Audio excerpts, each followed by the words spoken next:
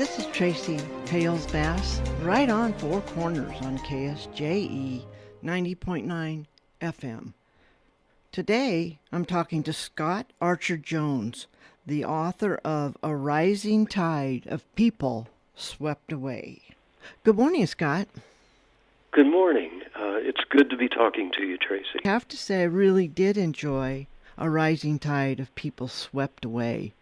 This is a good example of what I would call literary fiction. Well, it was certainly a challenge for me, and as you noted by saying the title of the book properly, I've got a 280-page book, but I've got a 400-page title. It really does stretch out there. Yes, but it's inclusive. It really captures the intent. And I read that description said, a vivid troupe of broken people in the Albuquerque Bosque. Yeah, And you, as being a person living in New Mexico, would know about that neighborhood, but yes, I kind of have to introduce that neighborhood to my readers from out of state. Yes. When my wife and I first encountered the Bosque, it was after we came back from Europe about 12, 14 years ago. And it was a neighborhood that had its ups and downs, but was having a very hard time at the time. It's become a lot more gentrified now, with a lot of expensive houses going in. But when we first saw it, the only nice house in the neighborhood was the one that the drug lord built for his mama. It was an eye-opener. Did a lot of on-ground research in that neighborhood to try to figure out what was going on. Of course, I couldn't live the experience, but I could wander around for a little bit. It was a bit of a panic for my wife. It was, don't point that camera at them. They'll know you're photographing them. But it was something that I feel was right up my alley because it was a great deal of working poor, and it's a very racially diverse, mixed neighborhood. And everybody's working 2 to 3 jobs, struggling to get by. And that's really what the sentiment of the book is, if not the actual plot line or theme. Yes, and your characters are amazing, and there are so many of them, and each one is so fully fleshed out. Are these real people? No, they're composites of people that I've known for my adult life here and there. I kind of put them together, and they carry their own traits and their own weaknesses. It's funny you should say that I have so many characters, because that's actually the thing that people tend to say is non-standard and perhaps nonconformist about the book. It is. I don't have a protagonist in this book. I've got a village of people trying to get by. Right. And there's at least 6 of them, if I could count it up in my head, who I would say kind of deserve their own book. Absolutely. But in this case, they just had to carry a commanding role without taking all the action on themselves. So even though the book is literary fiction and it's character-driven, you say there's not a protagonist. Just give us a quick synopsis for the listeners. Oh, sure.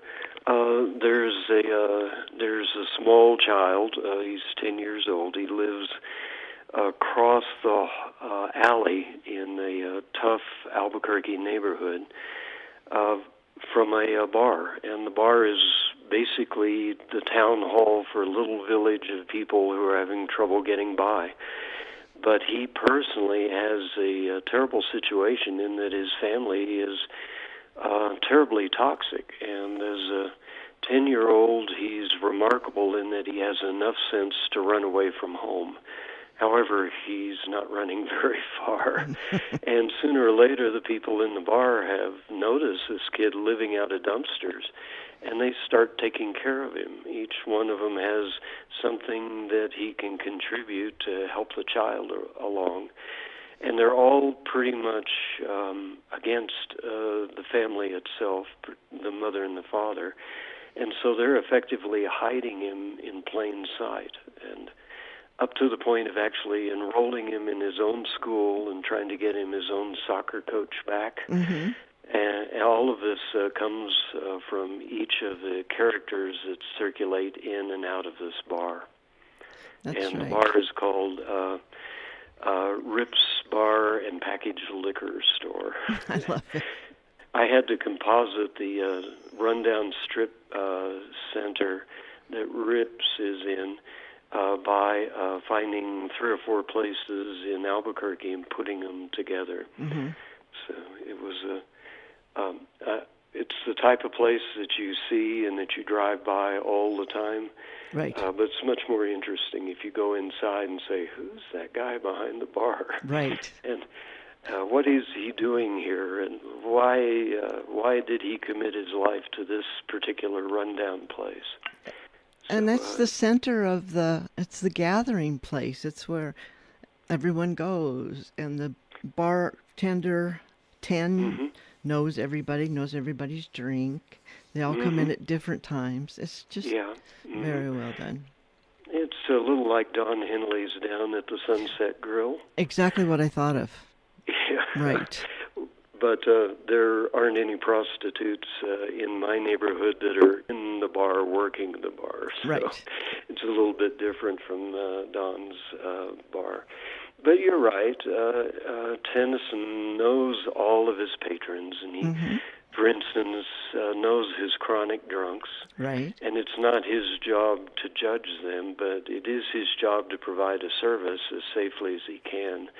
So he's got a large bowl on the bar where the guys come in, and without even being asked, they dump their car keys into the bowl, because they're there for the duration, and he knows it, and he's going to get them home with Albuquerque Taxi. So right, and they put their keys in just as a matter of course. It's like an understood thing. It's the ritual. I actually saw that in a bar in Wyoming once, and I thought, well, that's actually very smart, because, driving off a road in Wyoming can be a little more life-threatening than taking a 30-mile-an-hour cruise into some shop front in Albuquerque. That's right, but that's a great idea. I love it. Well, it's the details that make the readers resonate, and if you can find enough, not too many, you don't want to clutter it up like a super reality book. But if you've got enough in there, the reader will find something that they can say, my mom used to do that. She used to sit in the kitchen and listen to religious radio. Or my father didn't approve of city government at all, or something in there that people can come home to. Yes, they all have their own way about them, and they all, like you said, they're very diverse. It's a very diverse collection of people, yet they all have a common cause, whether that be just existing sometimes, trying to survive. Yeah. Yeah, there's themes through the book. One of the points I wanted to make was that we're very often fooled, particularly by stereotyping, into thinking that something or someone is terribly unsafe, and actually that person could be your best friend that day. And those things that we count on to be safe and reliable can actually be some of the most dangerous things in our lives. Right.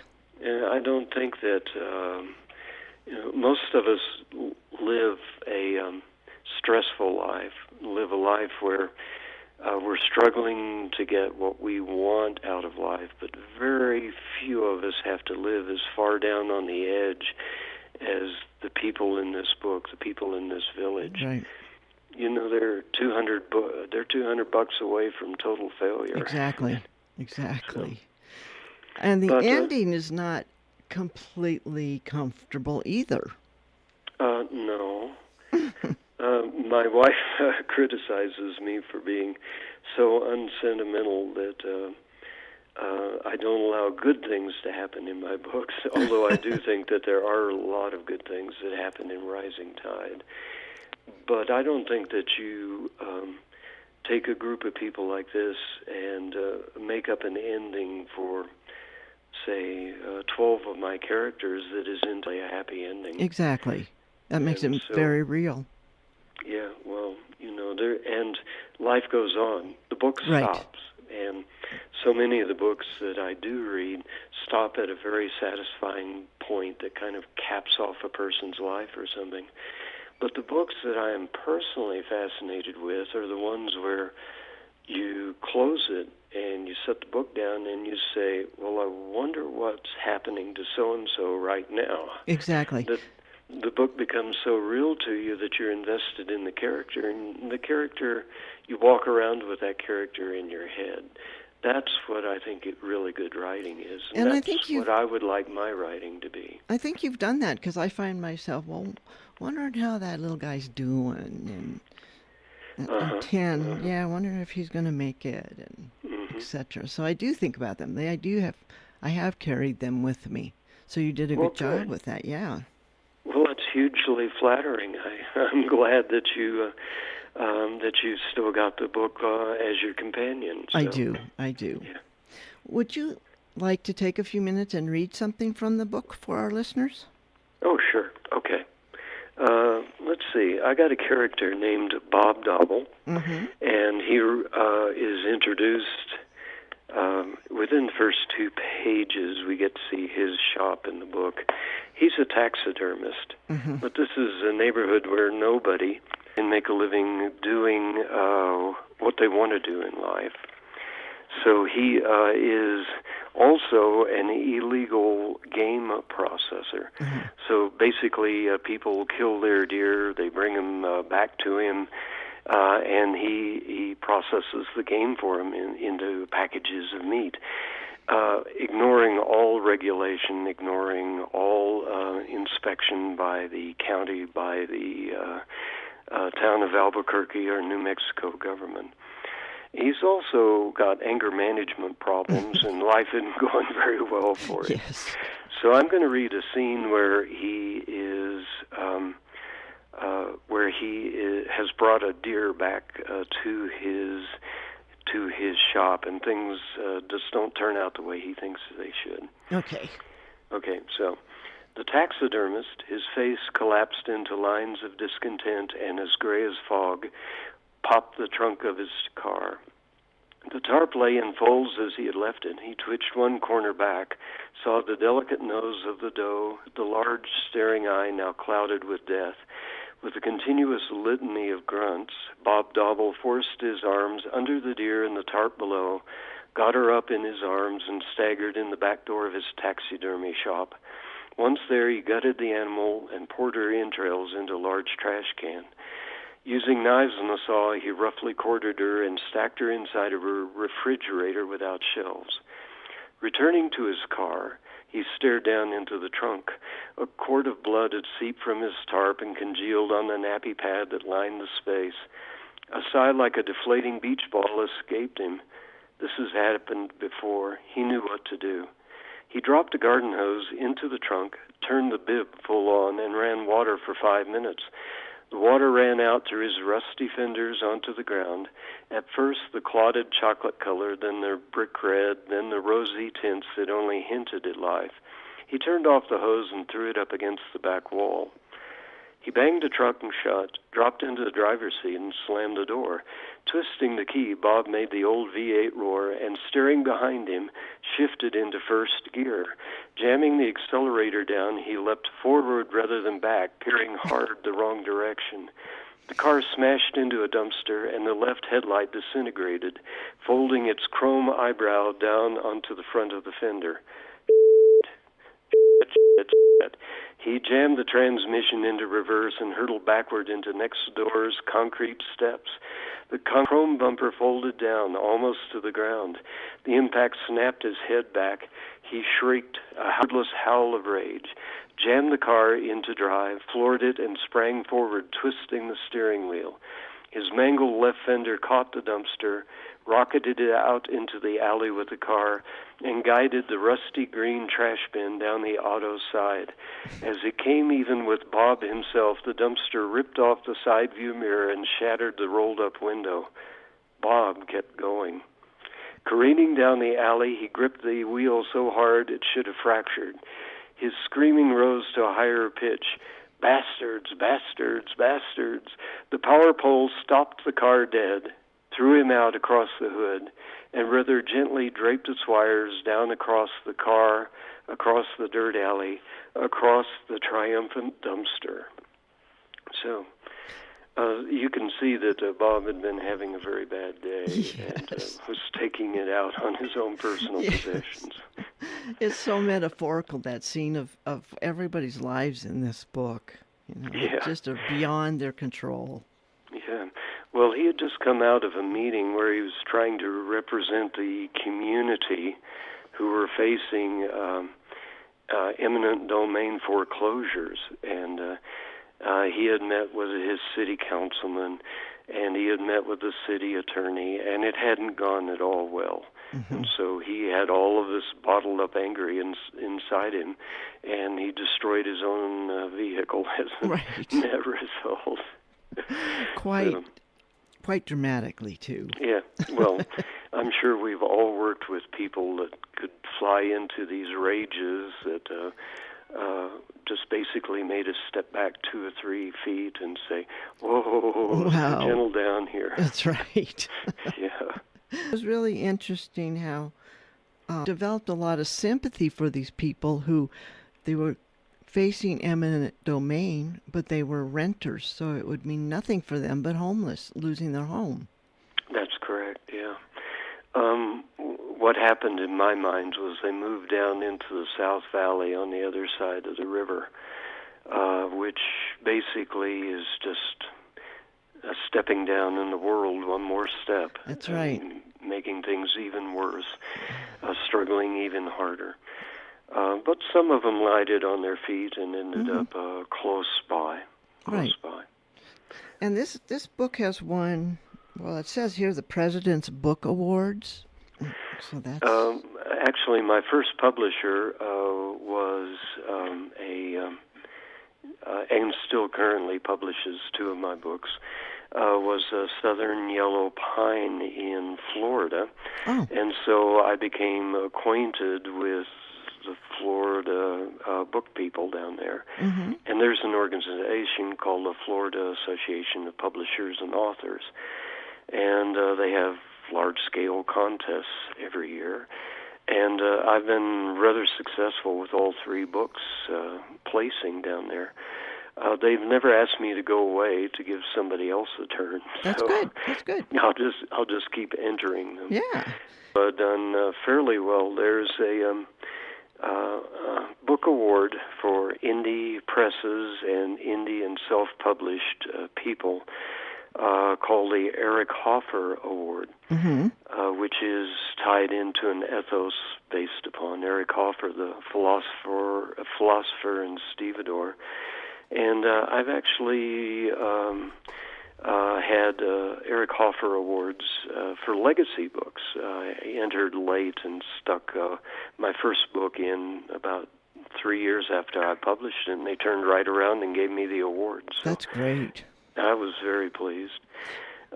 There's a theory, I'm not sure if it's true or not, that if you can put a silver or a gold sticker on the front of your book when you lay it out on the table, that people are more likely to at least pick it up. Well, it does mean something, yes. And you have Jupiter and Gilgamesh? That was my first book. The large challenge for that book was that I wanted to use the Epic of Gilgamesh, which I've been reading since high school. Right. It's the very first piece of literature, and it's the very first piece of creative writing that didn't involve the gods, that actually had a man, a king, as the principal. Right. And I wanted to use that, but I wanted to write a contemporary book, so I set myself the challenge of writing a friendship between a 60-year-old man in Texas whose best friend was a Sumerian king 4,500 years ago. So I had to work out the logistics and how I would make it ambiguous as to whether my Texan was just absolutely batshit crazy, or if he actually did and was in communication with this friend across the centuries. And I leave it to the readers to resolve that, but give them enough to where they can say, yes, it was real. Sounds so fascinating. It was certainly real to me as the writer, I'll tell you. Oh, yeah. It sounds fascinating. And then there's Big Wheel?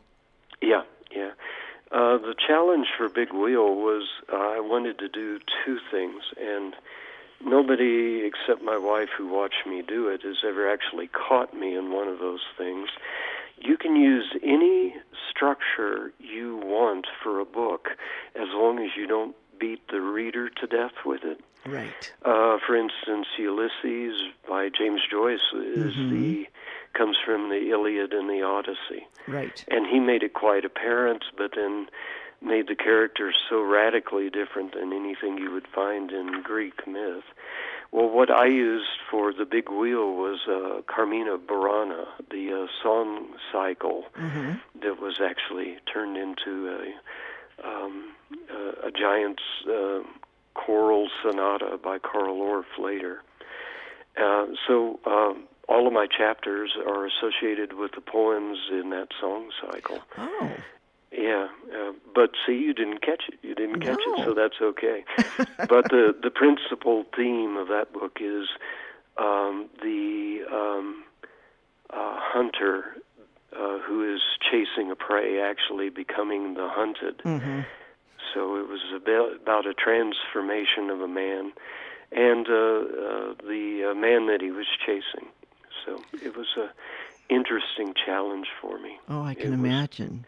And fun to write? That one I had to write every scene down on an index card and put it on a wall to where I could make sure I had everything.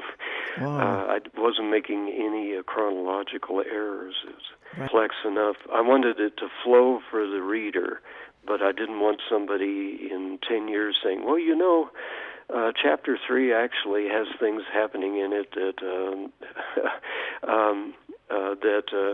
should have happened in Chapter 10. Oh, yes. You always have those readers that are going to catch it, too. Yeah. So what are you working on now? I have a book in production. It's with the same publisher who did A Rising Tide of People. It's Fomite Press out of Vermont. And the name of the book is And Throw Away the Skins. And the challenge for me there is that the point of view of the book is a woman. So it's a 67-year-old man is trying to write as a woman and trying to use her essential humanity to convey who she is and at the same time not make any glaring gender blunders.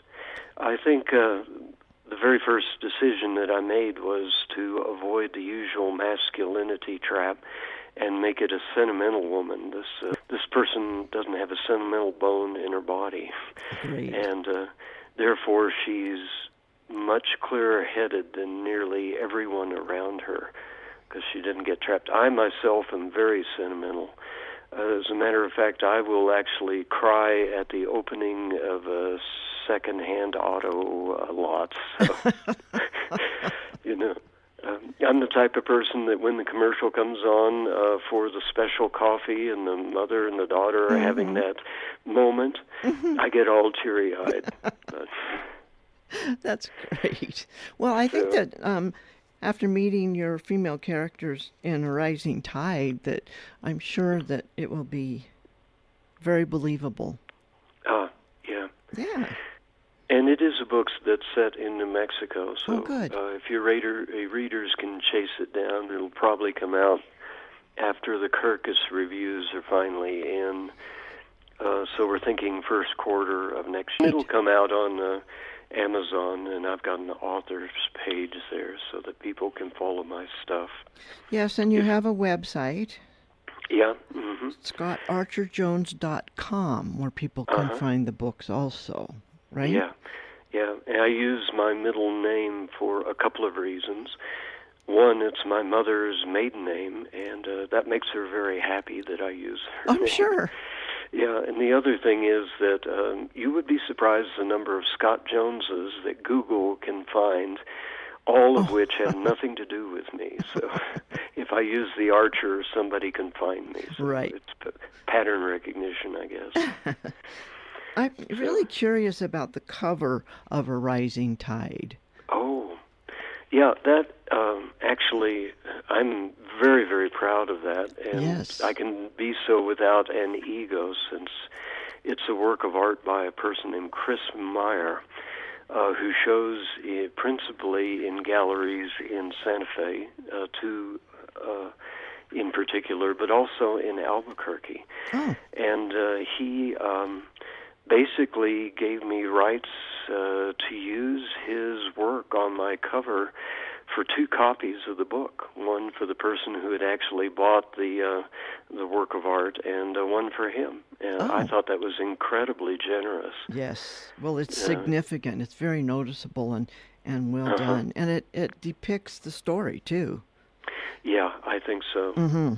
It's got all of the beautiful little lines of calligraphy on what basically was sourced originally as a rock outcrop, I believe, in southern New Mexico.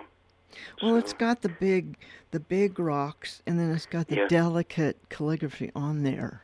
Yes. Kind of as a contrast. And a little bit of a print, which if you look at Right. very, very carefully, appears to be... there's even a religious reference that I'm not sure if Chris is a Jesuit or Jesuit trained or not, but it really blew me away when I was reading the words and thinking, this appears to be a commentary on St. Augustine. Oh my gosh. Yeah, it's buried in the big work. I'm not sure that it actually made the cover because to keep the scaling right, we wanted to make sure that we were emphasizing the small calligraphy, so the work itself is actually larger than the book cover itself. I'm sure. Full work, and I would be tickled to death if people would seek him out and look at his stuff. Well, great, yeah, because it is really remarkable. Well, that's great. Yeah, and so basically an online internet friendship that led to a book cover. Amazing how that works. Very good. We're getting close to our time. Do you have anything else you want to add, Scott? Let's see. I would ask readers out there to not only pay attention to the New York Times Top 10 bestseller list, because there's an incredible amount of literature that I've been exposed to as it was being created in master classes and weekend sessions and things like that. There are so many incredibly talented writers out there that it's really, really worthwhile seeking books out through outfits like Snowflakes in a Blizzard or Goodreads, and reading something that is going to be out of the standard, that isn't going to be put out by the top 5 publishers who have a kind of a death grip on literature right now. Right. So that's where my books belong, and I think that that's where a lot of the great literature of our decade is coming from. I agree. It's the new century. It is. And I've been finding more and more of that out as I have been interviewing authors from the area. Great books. Just in northern New Mexico, there are so many talented writers. There are.